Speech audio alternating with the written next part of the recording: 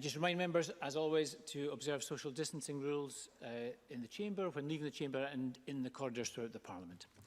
We're going to turn shortly to FMQs, but first, the First Minister will give us a short statement, bringing us up to date with the COVID figures.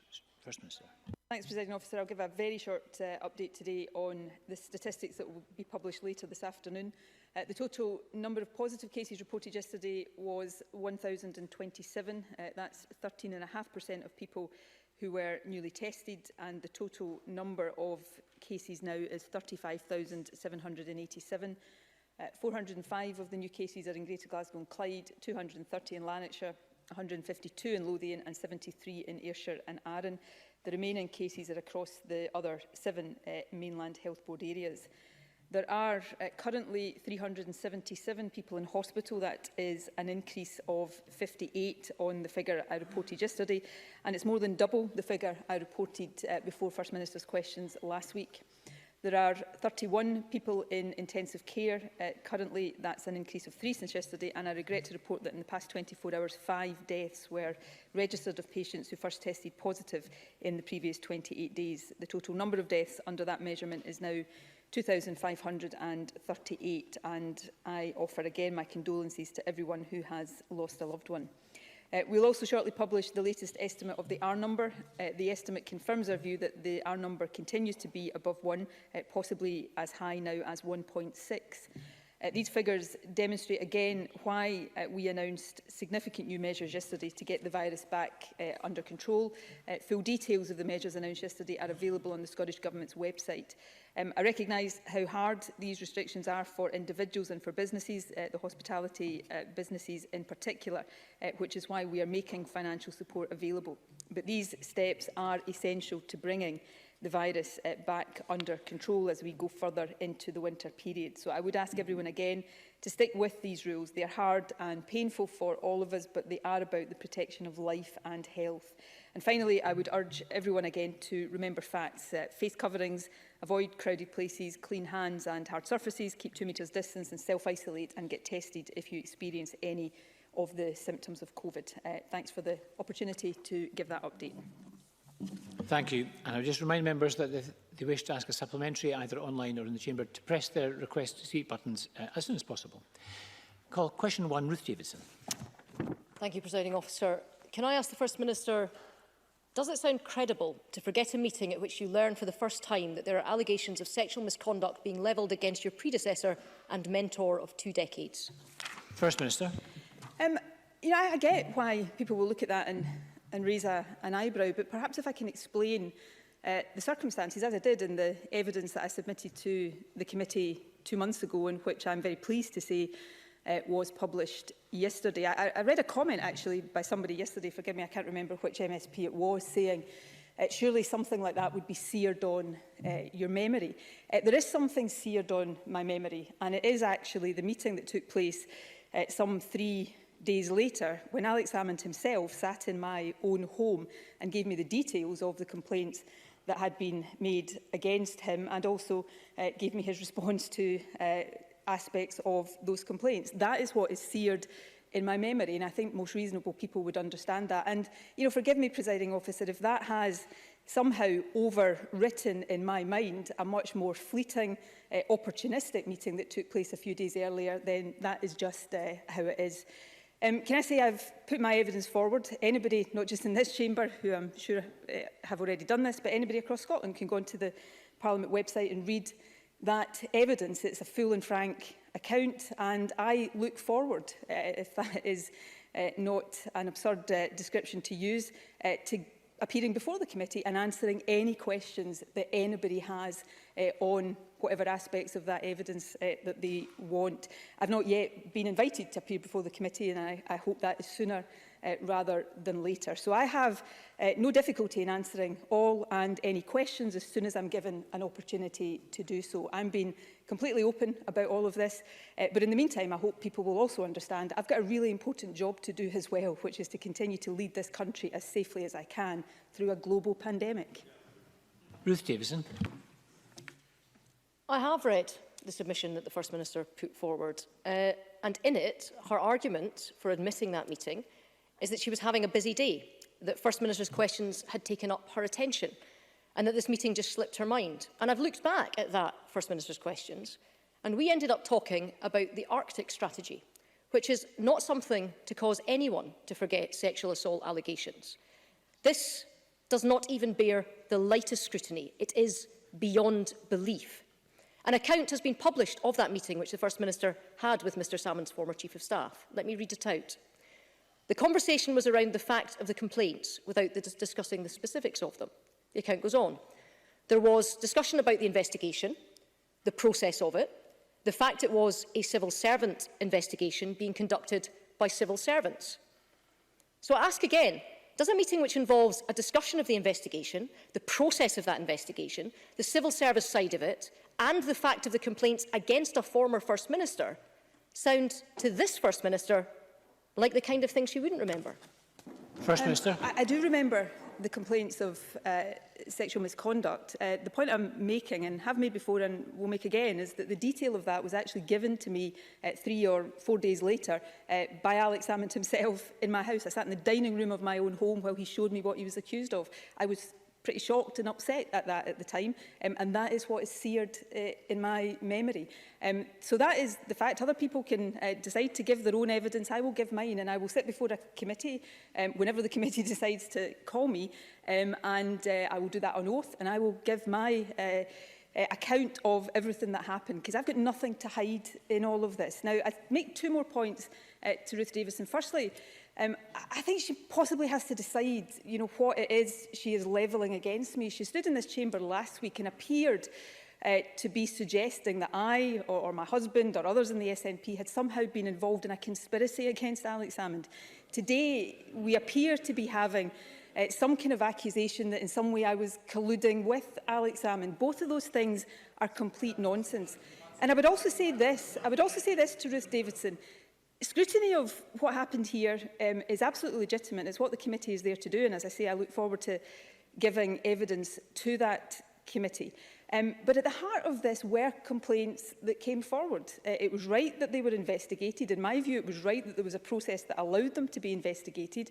The Scottish Government made an error in the application of that process, and that is something that the committee is right to scrutinise.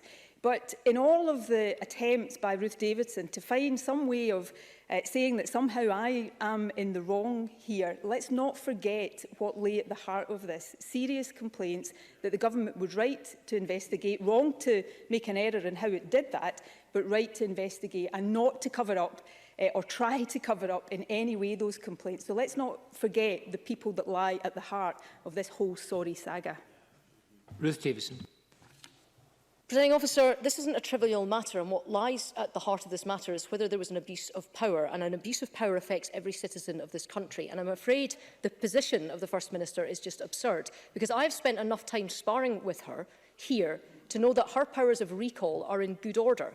And leaving apart the question of precisely who is supposed to have reminded her of a 2-person meeting, you have to ask why. Why did the First Minister mislead Parliament by omitting the fact that this meeting ever happened? Why did it take a government staffer being questioned under oath in a court of law for it even to come out? A meeting in her first ministerial office regarding a former First Minister and a civil service investigation, never recorded, never minuted, when the ministerial code is clear that all such meetings conducted without an official present must be passed back for the facts to be recorded. Her defence is that she's only ever acted as head of the SNP. Isn't this sudden memory loss because she didn't want evidence of her involvement as First Minister coming to light? First Minister. So now I'm not conspiring against them. Now I appear to be colluding with them again. Abuse of power. Let's cut to the chase here. What happened was that the Scottish Government, in the wake of the Me Too revelations, put a procedure in place to allow any complaints about anybody, regardless of who they are, seniority, political affiliation, to be investigated. I am sorry, but I think that was the right thing to do. I think that's a good use of power, if that's how you want to describe it. Complaints came forward, And instead of them being swept under the carpet because they would have been inconvenient for my government because of who they were about, the government decided rightly and properly to investigate those complaints. It made an error in how it did that, and that is an aspect that the committee is looking at. But, you know, I understand why it may suit some people to say that this is all some great conspiracy.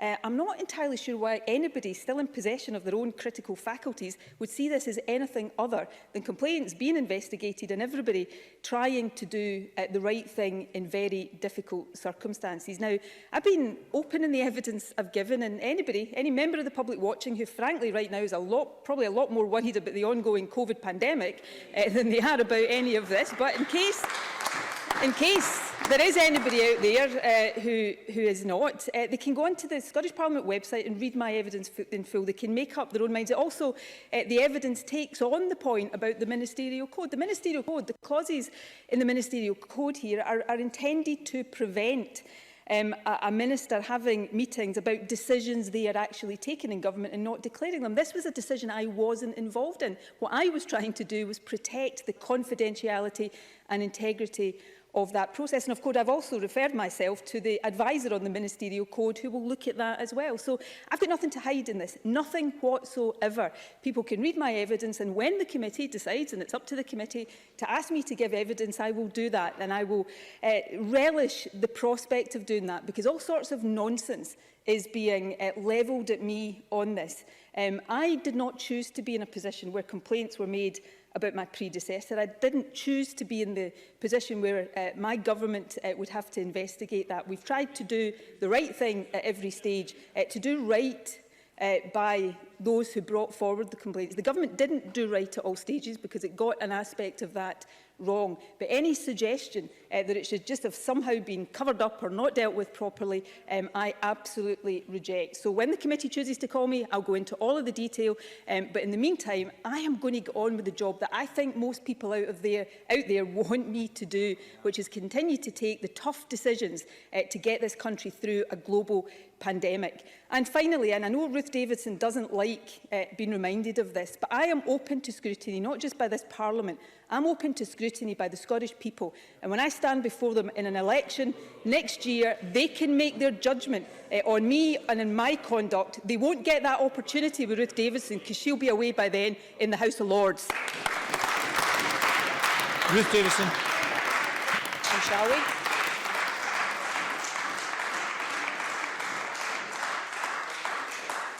Let's give them all the information before then, shall we?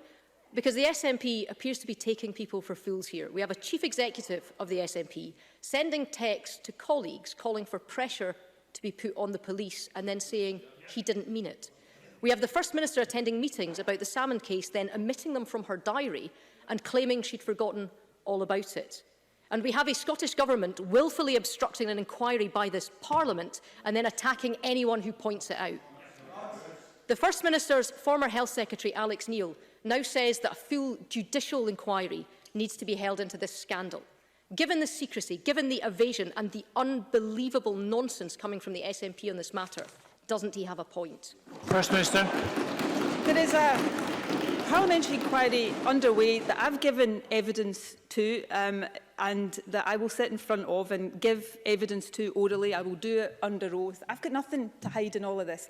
I've had 2 years or more of people making accusations about my conduct. It's not my conduct that sparked any of this. I've tried to act in the proper way. If I've made mistakes along the way, then I will say that, and people can make their judgments. But I've tried to do the right thing, and I will continue to try to do the right thing, because I actually believe that when serious complaints are made, that they are properly investigated. I also actually believe that when there are criminal complaints made, it is actually right to say that the police should properly investigate and that the police should answer any questions. That's, I think, what most people would think is right and proper. Proper investigation, proper due process. That is what should happen. I don't know what would have happened in the Conservatives. Maybe these things would just have been swept under the carpet because they weren't convenient politically.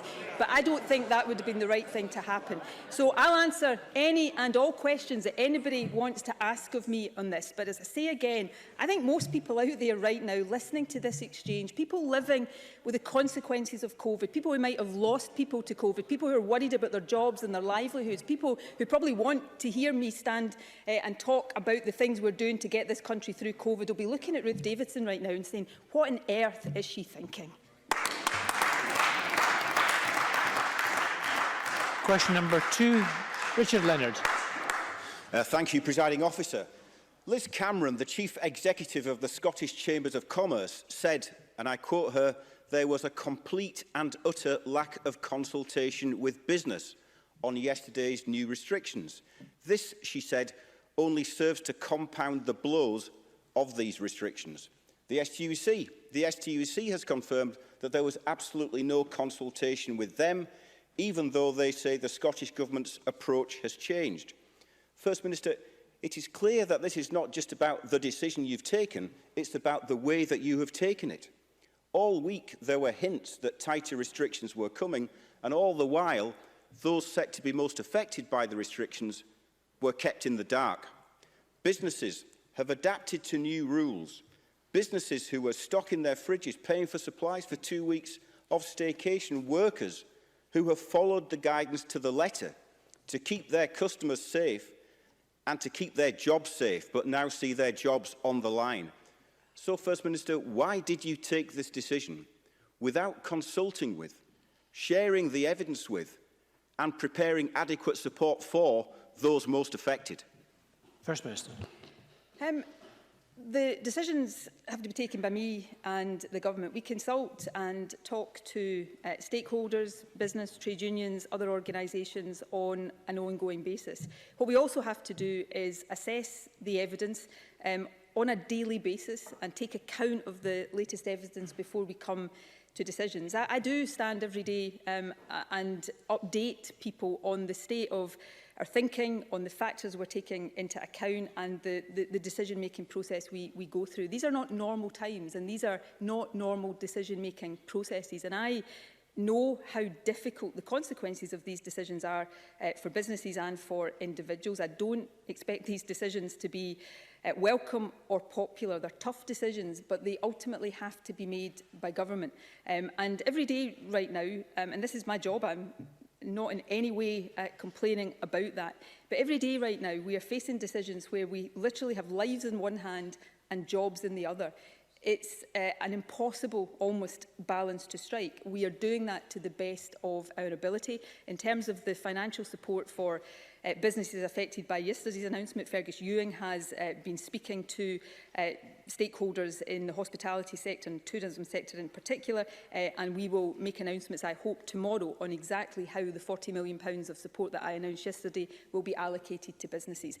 I don't expect anybody out there to be happy with what we are having to do right now, but I do expect decision makers in this Parliament to have an understanding of the context in which we are operating. And these are not normal times. I do not get up in the morning and decide to close pubs for a sort of policy reason. We are in a global pandemic where we are trying to save lives and balance that with the interests of the economy as best we possibly can. And that's the difficult balance we will continue to strike, talking to and consulting as far as possible with different organisations and stakeholders along the way.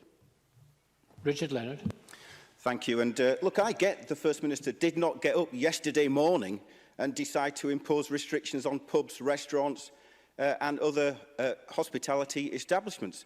It must have taken several days to come to that conclusion, which is why there should have been consultation with the industry and with the trade unions who represent the workforce in that industry. Since the start of this pandemic, we've called on the government to build up testing infrastructure and tracing capacity. And we have done it not to oppose the government, but precisely because we want the government to succeed, because we want new outbreaks to be contained. But every time we raise this, the First Minister has told us that Test and Protect is working well. Until yesterday, when there was finally an admission that the time bought by closing hospitality would allow for another review of the testing strategy. Yesterday, the First Minister finally spoke of, and I quote her, extending testing to more individuals and groups in society who do not have symptoms. We have asked repeatedly for more testing of asymptomatic people. We've asked for testing of incoming travellers, and we have asked for routine testing to be expanded to home care services. So can the First Minister tell us when this will finally be delivered? Well, before I leave Richard Leonard's first point on consultation, what I said was I don't go up in the morning and deliberately try to do damage to any sector of the economy. But as it happens, the Cabinet met at 8:30 yesterday morning to take the final decisions on what I announced in Parliament this afternoon. We have sought to share our thinking as we've gone, recognising the difficult and abnormal situation we're all in right now. I spoke to Richard Leonard on Monday night with other party leaders to share the state of our thinking at that point, making very clear we hadn't taken final decisions because we were assessing the clinical evidence and taking the advice from our advisors. So these are difficult things, and I don't expect anybody to then just ignore the impact of these decisions. I'm acutely aware, literally every waking moment right now, of the impact of decisions I take and the potential impact of decisions that I don't take. It is literally a life and jobs balance all of the time, and I wouldn't wish these decisions on anyone. I accept it's my responsibility. Nobody makes any of us do these jobs, but I literally wouldn't wish these decisions on anyone right now. And I'm trying my best to do them and reach them in the best possible way. I've never claimed to be infallible. I've never claimed that I will not get things wrong substantively or in process. And we try all along to get them better and to do better as we go. And I think that's what people would expect of government at times like this. And on testing, we don't have just have a functioning test and protect system. We have an extremely well-functioning test and protect system. One of the reasons why we have a situation right now, as I reported yesterday, where our estimated prevalence of this virus right now is about 13% of what the peak level was in March. Now, we think it's rising at a rate where it could catch up with that by the end of this month. But that 13% is what we aim now. But I've just given a figure for the tested positive cases, which is over 1,000.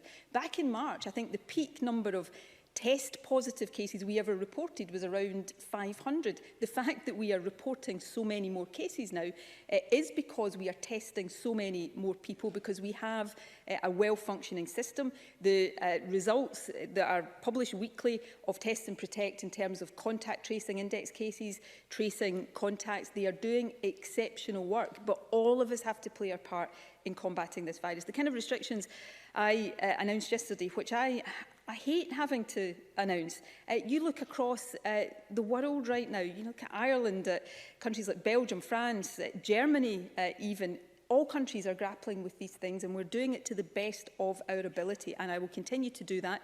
I do think we want, as we go into this next phase, to have more parliamentary scrutiny and challenge on that. I think that's in the interests of all of us. But nobody should be under any illusions that these are easy decisions or that there is ever an absolutely right or wrong thing to do. Richard Leonard. Thank you. I mean, I have to say, if Test and Protect is working so well, why are a third of people not being contact traced in 48 hours, with many waiting even longer? But let me turn to something else which has happened this week, which I think is important for Parliament to consider. Because whilst we are rightly concerned about further temporary restrictions on all of us, I want to turn to a group of people for whom life has been restricted for months, who live in fear that temporary limitations become permanent limitations. We must not forget these vulnerable people. Theirs has been an untold story of this pandemic until 2 days ago, when the Scottish Human Rights Commission published its impact monitoring report on COVID-19 social care and human rights. It makes for deeply concerning and at times harrowing reading. It tells of services cut or removed with little or no assessment and little or no communication. The Commission received reports of, and I quote, people left in dire situations, being forced to sleep in wheelchairs, unable to get out of bed, unable to wash and dress themselves. The conclusion of the report is that there has been, and I quote, a direct and detrimental effect on people's rights. The report makes 24 recommendations, amongst which is that care and support services must be restored to pre-pandemic levels. First Minister, it is the responsibility of government to ensure that people's rights, including their human rights, are upheld. So what guarantee can you give that social care services will be restored to at least pre-pandemic levels? When will people see their support packages returned in full? And when will you uphold the human rights and the dignity of those most vulnerable members of our society? First Minister. In everything we do, we seek to not just respect but uphold the human rights of people across the country. And we will always take extremely seriously anything that the Scottish Human Rights Commission says, and we will pay very careful and close attention to the report that Richard Leonard has referred to. It is critical that people's social care support is maintained. We are already working with local authorities, with health and social care partnerships to assure people that any temporary changes that were essential and inevitable as a result of COVID should not become long-term. But it is important to stress that for wider safety reasons, some of those changes in the short term were unavoidable. But it's critical that changes to support arrangements are discussed with the person affected, with unpaid carers, and the impact and duration considered very carefully. And we continue to work not just with local authorities, but with Scottish Care and others to address those concerns. So all of these matters, the Health Secretary attends to these matters on a literally daily basis. And as we continue to go through what continues to be a very challenging and difficult situation, we will strive to ensure that the rights and the circumstances of the most vulnerable in our society are absolutely at the centre of all of our decision making. Question number 3, Patrick Harvey. The Scottish Greens have consistently supported a strong public health response to COVID and action to make sure the pandemic doesn't deepen the inequality that already exists in our society. Right now, workers across Scotland are faced with financial hardship, job losses and uncertainty, especially in hospitality businesses, which even before the pandemic already suffered from endemic low pay, insecure contracts and poor working conditions. This is Challenge Poverty Week, and today we're all being asked to step up on action to achieve fair work practices.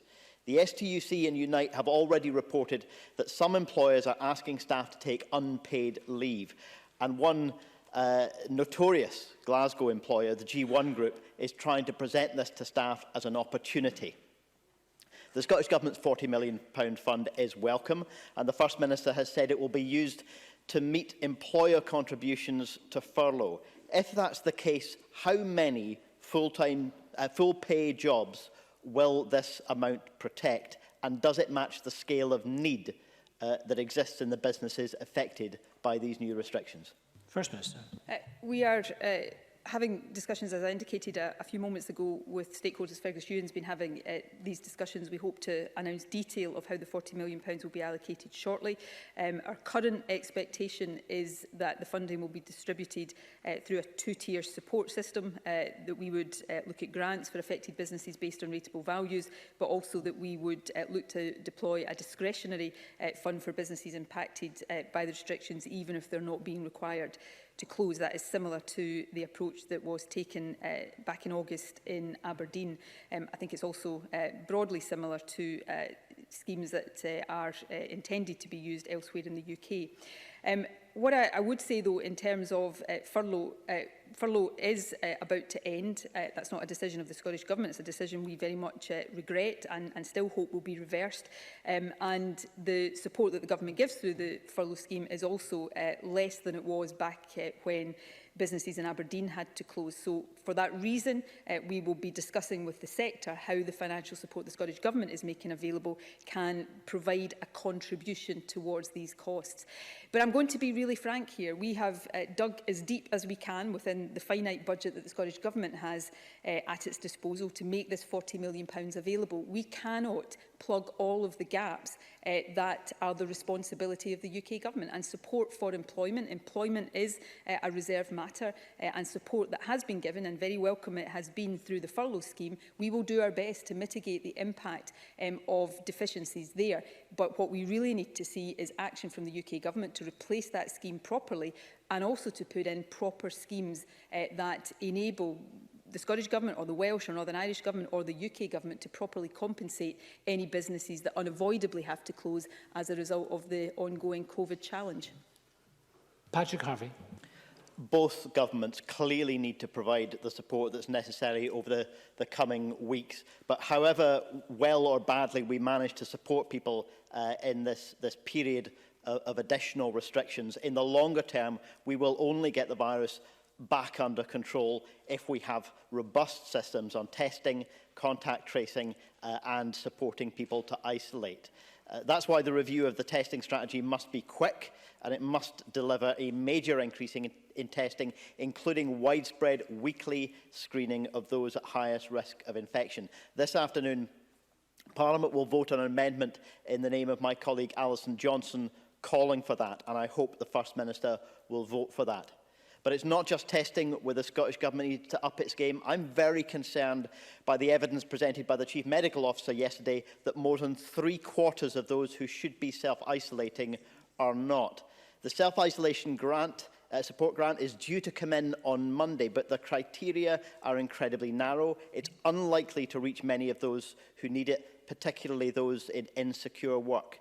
So the Government must make it easy for people to self-isolate. What action will the First Minister take to ensure that everybody has the support that they need to stay at home when they're asked to, and will she make the grant available to everyone who needs it? First Minister. The Government does not have the financial wherewithal to make the grant available to everyone, but we are targeting the support that is available at those who are most likely to need it, those who are on low incomes and who are most likely to lose income if they are asked to self-isolate. And that is important. Again, I would hope that we will see over the next period through UK Government funding streams, more funding become available. We will use the funding we have at our disposal to help as many people as possible. Financial support is important. That's why we've put this scheme in place, but so too is the broader practical support we offer. And we are also working with local authorities to make sure that anybody who is asked to self-isolate gets an offer of practical help. Many people who perhaps don't need financial support will need help and support with some of the practical implications of not being able to leave their house. So we want to do that as well. And we have to continue, and this will be an ongoing process, which frankly every member of this chamber has a part to play in helping with, to get across to people the importance of self-isolation, why it is so vital in breaking the chains of transmission that happens, and also what self-isolation entails. And that is a job that the Government has prime responsibility over, but I hope every party and every member of the chamber would help in that, in the communications they have with their own constituents and supporters. Thank you. Question 4, Willie Rennie. The aim of Test and Protect is to protect the country from a second peak. The words of the First Minister in May when she launched the programme. Back then, 77 people tested positive. It's now, as of today, 1,027, when we were supposed to be heading towards elimination. In June, she said the purpose of the elimination strategy was to get more normality back and deal with any flare-ups or clusters or outbreaks in a much more targeted way. But now, as of yesterday, we have limits on travel, pubs and restaurants forced to close, the rule of 6, no indoor visiting, no bingo, no bowling. That doesn't seem like a targeted approach. I think it's clear now that the Government got carried away with its language over the summer. The First Minister did not use that time well to prepare adequately. So what would she have done differently to get on top of the virus over the summer? First Minister. No doubt when I look back on this episode, and we do it regularly, there's all sorts of things that we would do differently if we had our time again. That's probably in the nature of dealing with an unprecedented challenge. But I just fundamentally disagree with Willie Rennie's characterisation. It was absolutely right. It was not about getting carried away. It was essential over the summer that we used that time to drive the virus as low as possible, because if we hadn't done that, then we would see levels of infection right now. And, you know, it's always difficult to be trying to prove a negative. We would be seeing levels of infection right now that are we're way out, way above what we are seeing already. If you look at the figures across the UK right now, we have an R number that appears, and R numbers are not perfect ways of describing what's happening with the virus, but we've got an R number that is marginally above other parts of the UK, and we have a growth rate that is marginally above other parts of the UK. But our case numbers per 100,000 on both a 7-day and 14-day rolling average are the lowest in the UK. And that is actually the benefit of having driven the virus low. So even although the virus is spreading again, it is doing it from a much lower base. And again, test and protect will never, and Willie Rennie, I'm sure if he goes back and mines my quotes, as he's obviously been done, he will find many times where I've said this, test and protect cannot suppress the virus on its own. Right now, it will be bearing, and again, we don't see this because it's preventing lots of cases that are not there right now because of the work it's doing. It's bearing a lot of the strain of this, but unfortunately, with an infectious virus, we all have to play our part, and that's what we are all being asked to do, and it is really difficult for everybody. I absolutely recognise, but that is in the nature of what we're dealing with right now, and it's what every country in the world virtually is having to do.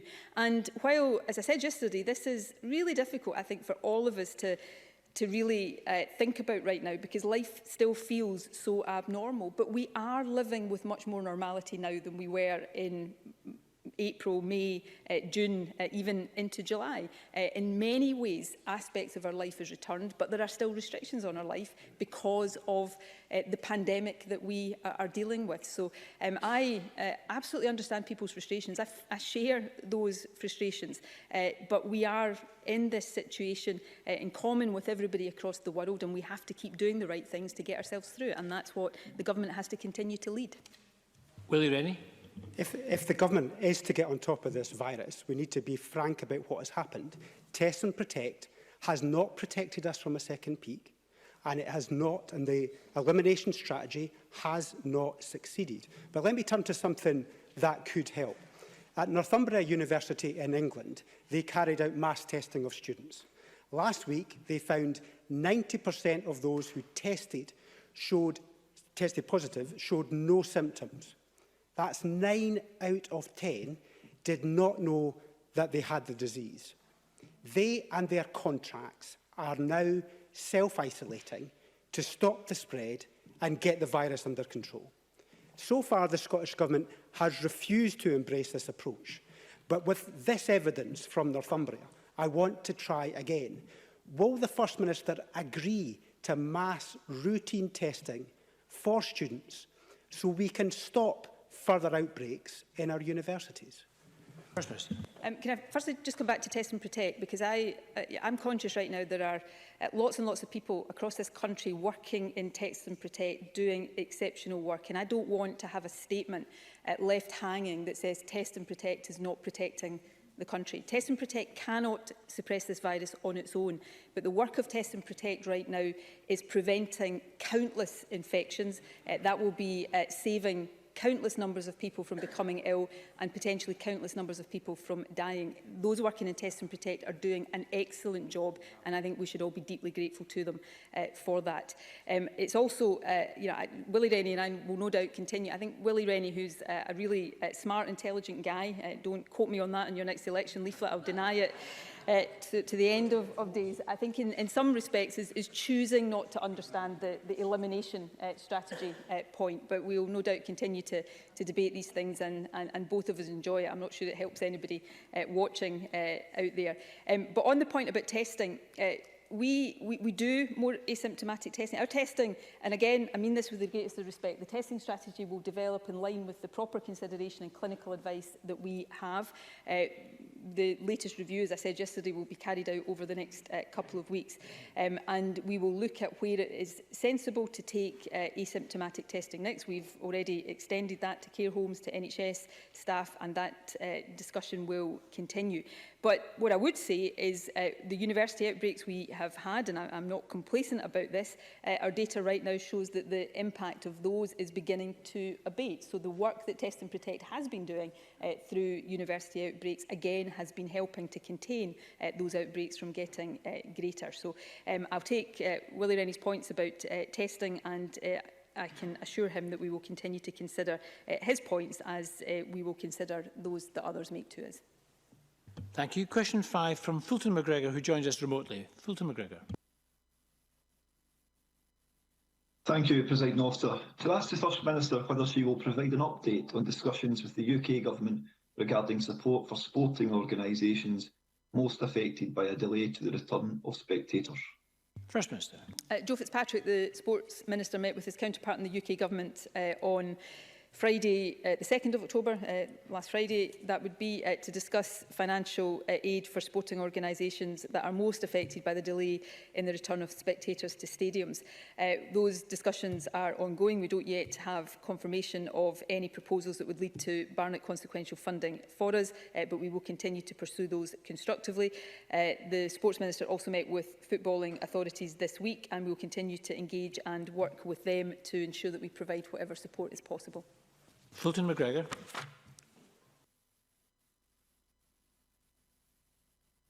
There have been numerous suggestions this week in football circles that the decision to exclude fans from football matches is in some way a political decision rather than a scientific one. Could the First Minister share the advice in which this unfortunate but necessary restriction is based? And does the FM also agree with me that football and all sports clubs at all levels play vital roles in our communities, far beyond the activity itself? And will the Government continue to work to think of other solutions to survive this tough time, such as live streaming, for example? And will she confirm that supporters will be allowed back when it is possible, but only when it is safe to do so? First Minister. I think what confused me about that statement is I can't work out what the political motivation would be. We all want life back to normal, and that includes spectators back in stadiums. Plenty of my supporters are enthusiastic football fans. I've got a father who asks me literally every night on the telephone when he's going to get back to watch Ayr United play. Why he is so desperate, I'm not sure. But people want to get back to normal. And the idea that I've got any sort of political motivation to prevent that happening, I think is just a bit of an odd thing to suggest. Jason Leach has addressed this issue over the course of this week, and I'll summarise the position here.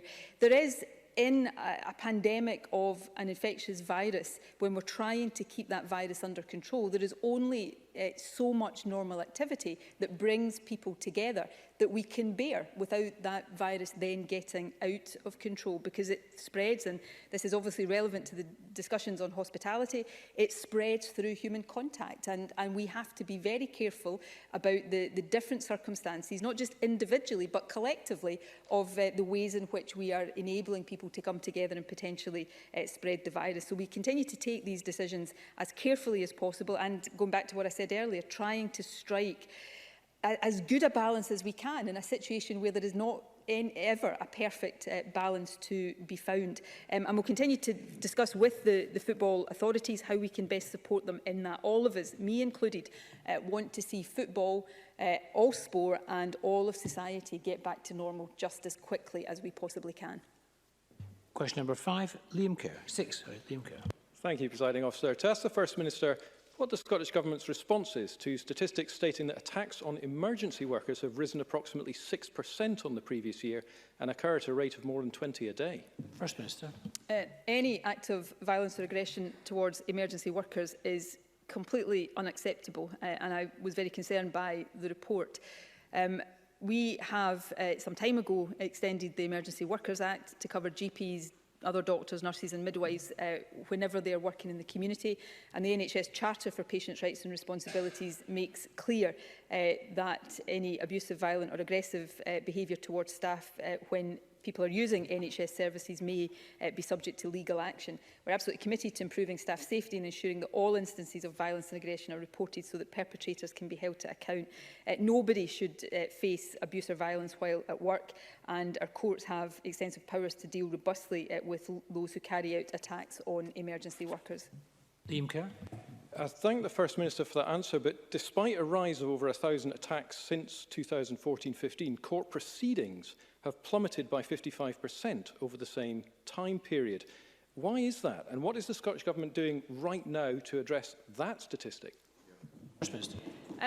As Liam Kerr will appreciate, I don't take decisions, and nor should I take decisions on which cases that are prosecuted and which cases are not. That is a matter for Crown Office and prosecutors, and nor do I take the decisions on the disposal of cases that come to court. What my responsibility is, and the Government's responsibility, is to ensure that we have the right legal framework in place. I've already mentioned the Emergency Workers Act and the extension. I think I was Health Secretary when we extended the Emergency Workers Act to make sure that the courts have the right mechanisms in place to deal robustly with these cases. And I say very openly, if there are members across the Chamber who think there are further changes to that legal framework that Parliament should make, then we would be very open to considering that. I think, and again, I'll be corrected if I'm wrong here, but I think when the Emergency Workers Act first went through Parliament, the Scottish Conservatives at the time actually voted against it. So I would hope now that there would be more of a constructive willingness there to consider how we improve that legal framework. I think all of us would want to agree here that abuse of or attacks on emergency workers at any time is completely unacceptable and, in my view, utterly inexplicable. But particularly at this time, when so many of our emergency workers are working so hard to help keep the rest of us safe, we should all be united in sending out a very clear message about how completely unacceptable that is. Question number 7, Pauline McNeill. To ask the First Minister how the Scottish Government plans to meet its interim child poverty targets, given that the Joseph Rowntree Foundation report published this week says that it's not on course to meet them. Minister. Well, we're determined to continue to progress towards and to meet our child poverty targets because they are obviously incredibly important for the reasons everybody understands. It will be challenging to do in the face of continued welfare cuts by the UK Government, by the economic impacts of COVID, and of course the potential looming before us of the end of the Brexit transition period. But that makes the action we take here all the more important. That is why we are prioritising, even amidst the COVID challenge, the delivery of the Scottish Child Payment that opens for applications next month. It's estimated that just under 200,000 children could benefit from that, and taken together with the Best Start grant and the Best Start Foods support payment, this will provide an eligible two-child family with financial support worth around £10,000 in the early years of their children's lives. I would want to call on the UK Government to take a similar approach in the short term. They could take a decision to retain the £20 uplift to universal credit and extend that to legacy benefits. That would make a big difference, and the Joseph Rowntree Foundation noted that alongside our new payment for under sixes, that could help us lift 25,000 children out of poverty. Pauline McNeill. I thank the First Minister for her answer, but she will know that 24% of children in Scotland are growing up in poverty, and that's an increase in 5 years ago, and the target was to reduce this number by a quarter down to 18% by March 2024. So I hope she agrees with me that we do need to make a bigger effort to try and meet that target. But I specifically wanted to ask the First Minister about single parents because they are double the number of single parent families that are in poverty compared with two-parent families. And recently Glasgow City Council withdrew funding from one-parent families, but it's the only dedicated single-parent support service. But the First Minister will know that in the Child Poverty Act there's a specific target on single parents. And I wonder if the First Minister would be prepared to remind local authorities like Glasgow that there is a specific target there for single parents. And if we're going to join up an anti-poverty policy, then they've really got to reconsider a decision like this. And if the First Minister can add anything else to that, about what specific policies are going to be aimed at single-parent families. First Minister. I think the point about single-parent families is important. Obviously, it's for local authorities to take their decisions, but I would hope and believe that all local authorities share the determination the Scottish Government has to implement the child poverty action plan and to meet those targets that we have spoken about. Obviously, some of the policies that I've already talked about, the Scottish Child Payment in particular, will benefit single-parent families as it will other families. I'm happy to write to the member with detail of the specific policies that the Scottish Government is and will in the future pursue, specifically geared towards single-parent families. I don't think there is anybody in this chamber that would say anything other than meeting these targets is absolutely essential and a priority. Poverty level, my view, and I'm sure it's the view of Paul McNeill and others, one child living in poverty is one too many. Poverty levels in Scotland are lower than in other parts of the UK, but still too high. It's important that we do everything we can to tackle child poverty. I think we are, although we are always open to doing more where that is possible. But we have to recognise that there are many of the levers that impact on child poverty that are out with our hands. Welfare cuts, the austerity agenda we've seen in years gone by, these all have a massive impact on our ability to meet these targets. And I would hope that certainly from this side of the chamber we would get support in asking for different policies, but more fundamentally than that, asking for these decisions to lie with this Parliament and not with the Conservatives in Westminster. Thank you. We'll move to open supplementaries. First question from Stuart McMillan, to be followed by Peter Chapman. Stuart McMillan. Thank you very much, Presiding Officer. The First Minister will be aware of the news that broke last weekend about ITU at Inverclyde Royal Hospital.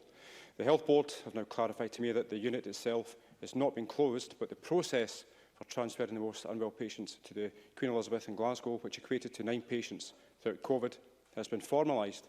The inappropriate manner in which this news was conveyed to both staff and the public has caused a great deal of justifiable anger and concern to the people of my community who rely on these vital services. And had the NHS Greater Glasgow and Clyde conveyed these changes in a transparent and a clear communication strategy, both internal and external, much of this anger and worry would have been avoided. I would ask the First Minister, therefore, if she can confirm that the future of the IRH is not in doubt and providing the assurance that the ITU service will remain at the Inverclyde Royal Hospital. First Minister. Can I, well, firstly, make two initial points. Firstly, to thank Stuart McMillan for raising this issue. He is a dedicated champion of Inverclyde Royal Hospital as the constituency MP, and I know his constituents will be grateful to him for that. Secondly, the points about communication I think are well made, and I'm sure these are points that the Health Secretary will pass on to the Health Board. I'm sure the Health Board will hear them here themselves. But most importantly, on the substance, NHS Greater Glasgow and Clyde has given assurances that the critical care unit at the IRH is not closing. Both the Government and Greater Glasgow and Clyde boards have been consistently clear in our commitment to the continued provision of comprehensive hospital, community and primary care services across Inverclyde, including Inverclyde Royal Hospital. The intensive care unit beds at our IRH will remain open and patients will continue to be admitted to the beds, assessed and stabilised. The high dependency unit and coronary care unit will continue to treat patients at Inverclyde Royal, as is the case at present. And when a patient no longer needs critical care support, they will transfer back to the IRH for their continued recovery and rehabilitation. Thank you. Peter Chapman, to be followed by Jackie Bailey. Peter Chapman. Thank you.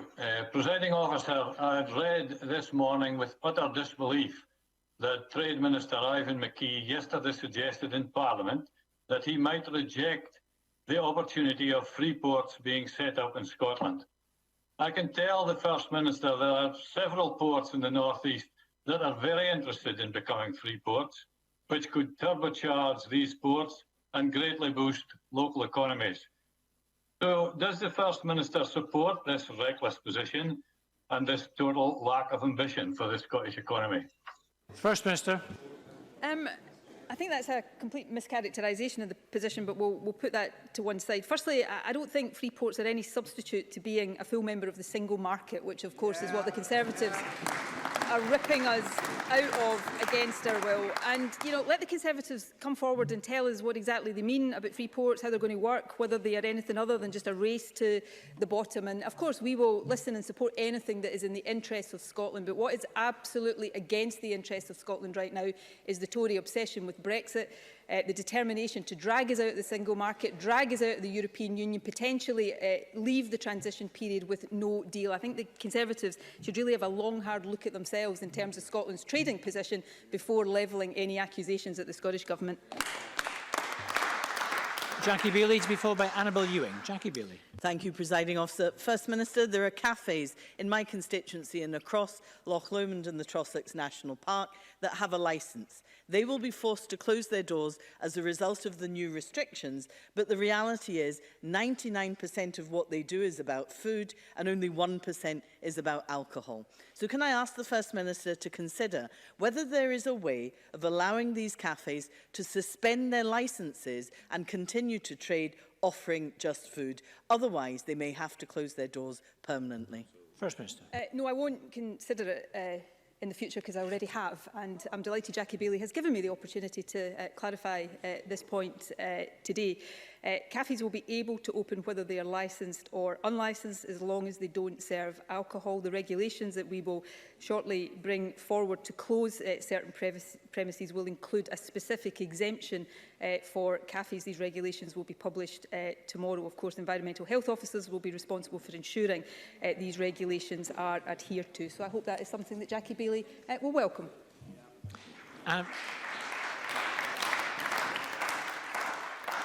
Annabel Ewing to be followed by Jamie Green. Thank you, Presiding Officer. The First Minister will be aware of the further unplanned flaring at Musmoran, resulting in over 56 hours of hell for my constituents, who are not just fed up and worried, but are increasingly very angry. For the future, a just transition for Musmoran will be essential, but dealing with the here and now, can I urge the First Minister to have the Scottish Government consider all available options to bring such blatant disregard by the operator for the interests of the local community to an end? First Minister. Well, firstly, can I say I completely understand the community concerns in relation to this issue, and I understand the frustration and anger that people in the local community will feel, and I can hear it expressed on their behalf by Annabel Ewing today. It is entirely understandable, and in my view, it's entirely legitimate. SEPA is currently looking at the cause of the flaring and how it was managed over the full duration of the incident.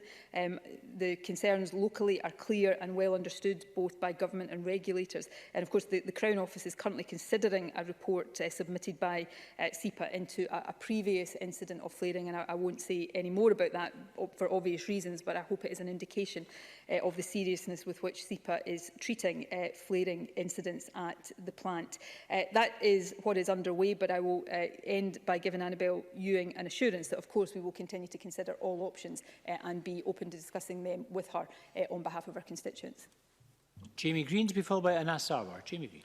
Thank you, Presiding Officer. Further to the comments made by Mr McMillan, the Greenock Telegraph today has launched a campaign to save the ICU unit, and I'm careful with my language here. I'm talking about the intensive care capability of its critical care unit, not the entire unit. The campaign page has already had 10,000 signatures.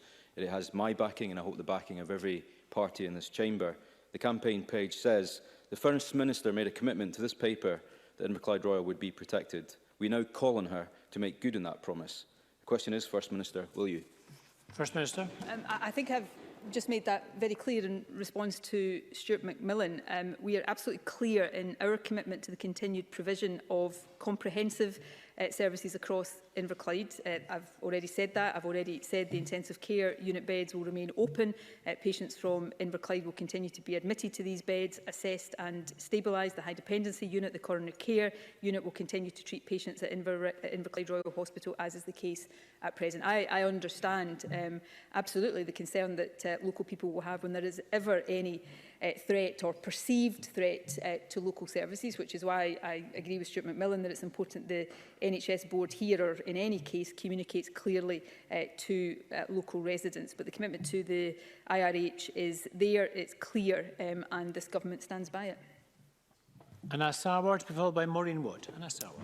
Thank you, Presiding Officer. The First Minister is a better communicator than Boris Johnson. and I think everyone in Scotland will say thank goodness for that. But the rise in cases in the last 2 weeks shows that an effective communication strategy is not the same as a virus elimination strategy. I support us trying to beat the virus, but I do genuinely fear that parts of our response to the virus may lead to more deaths than the virus itself. Pausing of cancer services being one example, thousands of operations being cancelled, or indeed the lockdown or further restrictions, the impact that will have on people's mental health, worried about their job, worried about their businesses. I understand there will be assessments being done about the COVID impact by all these measures. But is there a health impact assessment being done on the long-term health of Scotland of these measures and our response? And if there is, will the First Minister publish that information?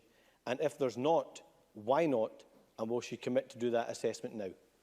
First Minister. We assess all of our decisions against the 4 harms that were set out in one of the early papers we published about how we would chart our way through the pandemic. And we have published analysis of that, and I will look on an ongoing basis at what more we publish. But I want to give an assurance to the Chamber that we don't just look at the direct impact of COVID, although anybody, and I'm not suggesting for a minute Anna Sarwar is doing this, but anybody who suggests that that shouldn't be a real priority, I think is wrong.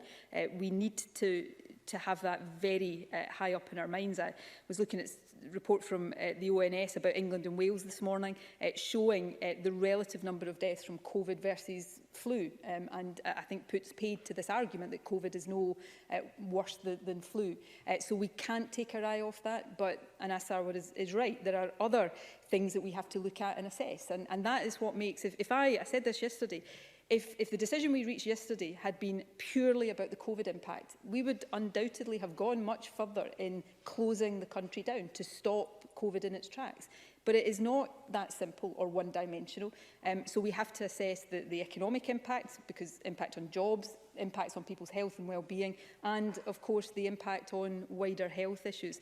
And part of the reason for trying to continue to suppress the virus is so that we don't have to pause things again in the NHS to free up capacity for, obviously we need capacity for COVID, but we want to make sure we've got that balance right. So what I'm not going to say is that there is a perfect balance to be struck here in a situation like this. Every decision we are taking is balancing different harms and trying to minimise it overall. But it is not the case, and it cannot be the case, it is one-dimensional.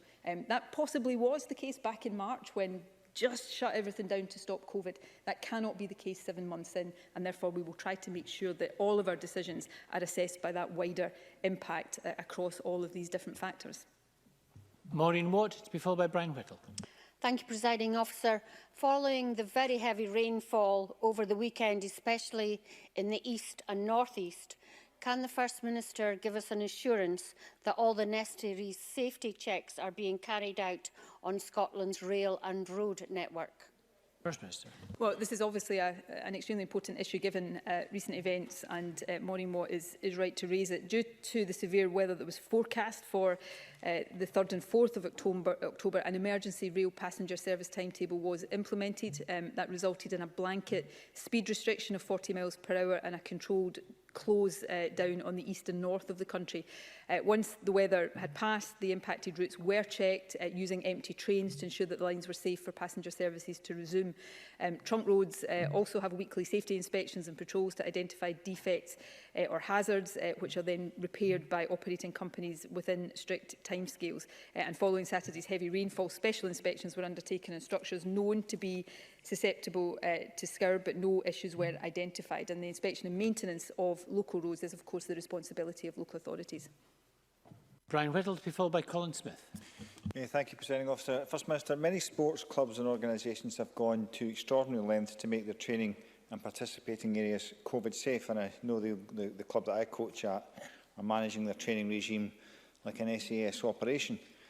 I accept, of course, that my sport is easier to maintain social distancing because we have lanes, of course, but the concern with the kids that at the club is what they are training for, and sport is a lot about competition. So can I ask the First Minister what work is being done with the Sport Scotland and the governing bodies to maximise the opportunities for competition in a safe COVID environment? The Government is working with Sport Scotland, with a whole range of agencies and different organisations across the country to try to, as far as possible, allow all aspects of our life to operate as normally as possible within a COVID-safe environment. I'll ask the Sports Ministers to write to Brian Whittle, particularly addressing the point about competitive sport and the actions that can be taken there. I absolutely recognise, going back to Anna Sarwar's question about the wider health and mental health well-being of the country, that physical activity and sport is really important to have operating as normally as possible. But unfortunately, in everything, we have to take account of the wider issues and the bigger perspective. And, it's always easy. I find myself doing this as well and trying to manage our way through this situation of focusing on the things that we don't want to be affected. All of us can do that, and all of us have things that we would prioritise if we could, but we have to have that balanced decision. But sport is important, and I'll ask the Sports Minister to give more detail on the specific question raised. Colin Smith, to be followed by Willie Coffey. Thank you, President Officer. In May, I asked the First Minister that, given the decision to develop different COVID-19 phone apps in different parts of the UK, would they be compatible with each other? And the First Minister answered yes. Well, that hasn't happened. 5 months on, the Scottish Test and Protect app doesn't work in England, and the thousands of my constituents who travel south of the border every day can't use the English app properly when in England because it doesn't recognise a Scottish postcode. First Minister, why has the disconnect between the UK and the Scottish Government allowed this basic failing in any credible test and trace system to happen, and when exactly will it be fixed? First Minister. Work is ongoing on this. Look, you recall back at a much earlier stage in this pandemic, I said, I think I probably said it in the Chamber, it was never our intention to establish a separate Scottish proximity tracing app. We wanted to have the UK-wide one. Unfortunately, the UK-wide one didn't happen on the timescales that were predicted, and there was a period where we didn't really know whether it would ever happen. So we took a decision once the Republic of Ireland had successfully launched theirs, that Northern Ireland used that same one, that actually we would just go on and get that operational, and we've done that, and that's been very successful. And to people watching, if you haven't yet downloaded Protect Scotland, please do so. There is work ongoing now that the England and Wales one has launched to get the interoperability issues fixed. I hope that will happen soon. I think it is likely to happen sooner than that there will be interoperability between the Scottish and Northern Irish ones, because we're using the same software and is part of a federated system. So that work is underway and will be completed as quickly as possible. But the only alternative to getting our own app up and running would have been to wait for one that we really didn't know was ever going to materialise, and I don't think that would have been the right thing to do. Willie Coffey, to be followed by Mark Ruskell. Thank you, Presiding Officer. In light of Peter Chapman's outrageous comments on the future of 300 direct jobs at Prestwick Airport and countless other associated jobs, and Ayrshire Tory councillor Tom Marshall, who called for it to be shut altogether, does the First Minister agree that this displays a callous disregard for the Scottish aviation industry and is further proof that the Tories can't be trusted to stand up for Scottish workers? First Minister. I think the notion that Conservatives can't be trusted to stand up for Scottish workers is probably one that would be agreed with by the majority of people across the country, not just by me. There is a wealth of evidence going back for my entire life and probably before that that would prove that point. The aviation sector has been really hard hit by COVID, and that is really difficult for it. It faces possibly one of the longest recovery periods of any sector. We have been providing support to the sector within the powers available to us, including rates relief for airports and ground handling providers, and we're also working with Scotland's airports to help them rebuild route networks and return to growth. But I don't underestimate the impact of the decisions we've had to take on that sector and all different aspects of that sector. In relation to Mr Chapman's comments, we should all remember this is a difficult time for those who've lost jobs in the sector and an uncertain time for those still working in aviation, aerospace and travel. And I would encourage everybody, all of us without exception, because we can all be guilty sometimes of these things, but we should all the time right now show understanding and empathy as businesses try to respond to the current challenges and take tough decisions to ensure their recovery. Mark Ruskell, to be followed by Liam MacArthur. Mark Ruskell. Presiding Officer, I listened very carefully to the answer that the First Minister gave previously about Moss Moran flaring. But the fact is that there will be many live investigations into the flaring continuing for the foreseeable future, and communities can't wait for these to end.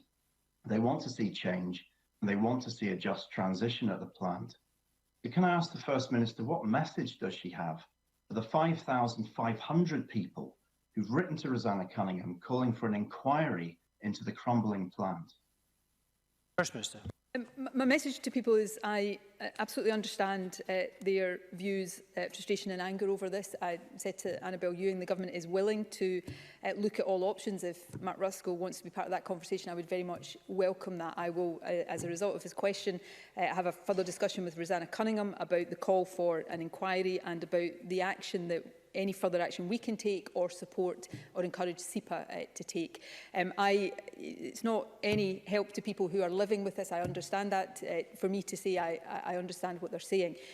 But there are processes, legal processes that we cannot simply cast aside, both from SEPA and from the Crown Office. But beyond those processes, if there is further work we can do, particularly looking ahead to the very legitimate issue of just transition, then we are very keen to do that. And I know, as somebody who has a very genuine and long-standing interest in this issue, Mark Ruskell will be keen to be part of that. And Lee MacArthur. Thank you, Presiding Officer. Yesterday, the First Minister acknowledged that neither Orkney nor Shetland has a rising number of COVID cases, but added even they have had cases in recent weeks. My understanding is that there have been 5 recent cases in Orkney. 2 turned out to be false positives. The other 3 relate to Orkney students who became infected, self-isolated and remain in other parts of Scotland. I'm also told there's been no community transmission of COVID in Orkney since April. Yet the restrictions announced by the First Minister 3 weeks ago apply every bit as much in Orkney as they do in Glasgow and Edinburgh.